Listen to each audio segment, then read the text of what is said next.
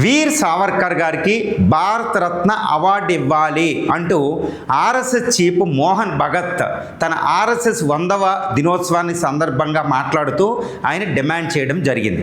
దీన్ని వెంటనే కాంగ్రెస్ పార్టీ వీర్ సావర్కర్ గారికి ఎట్టి పరిస్థితుల్లో భారతరత్న ఇవ్వడం కుదరదు అంటూ కాంగ్రెస్ మొదలుపెట్టింది. ఇప్పుడు దేశవ్యాప్తంగా ఒక చర్చ జరుగుతుంది, భారతరత్న వీర్ సావర్కర్కి ఇవ్వచ్చా లేదా అనేది. దాన్ని చూద్దాం. అసలు భారతరత్న అవార్డు ఎవరికి ఇవ్వాలి అనేది ఫస్ట్ చూడాలండి.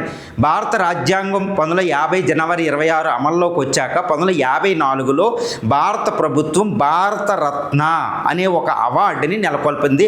అప్పటి నుంచి కొన్ని వందల మందికి భారతరత్న అవార్డు ఇవ్వడం జరిగింది. అందులో the great doctor B R Ambedkar గారికి, ఇలాంటి దేశ నేతలు సర్వేపల్లి రాధాకృష్ణ, ఫిలాసఫర్స్, సైంటిస్టులు, తర్వాత మనకి ఇంకేంటంటే ఎంఎస్ స్వామినాథన్ గ్రీన్ రెవల్యూషన్కి స్థాపించిన, తర్వాత ఎంఎస్ సుబ్బలక్ష్మి మ్యూజిషియన్స్కి, టెండూల్కర్, ఇలా వేరియస్ ఫీల్డ్లోకి వచ్చారు. కానీ భారతరత్న అనేది ఎవరికి ఇవ్వాలి అంటే ఆర్ట్,